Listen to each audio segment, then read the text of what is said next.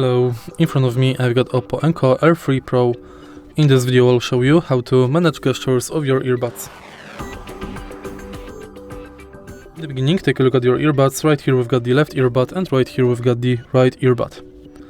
Tap once on either earbud to play pause. Tap twice on either earbud to answer and end the calls. Tap twice on the either earbud for next track. And tap 3 times on either earbud for previous track.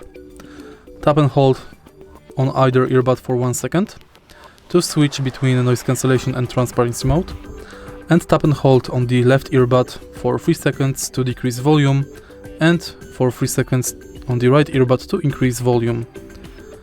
And that's basically it. If you find this video helpful, please leave like, comment and subscribe.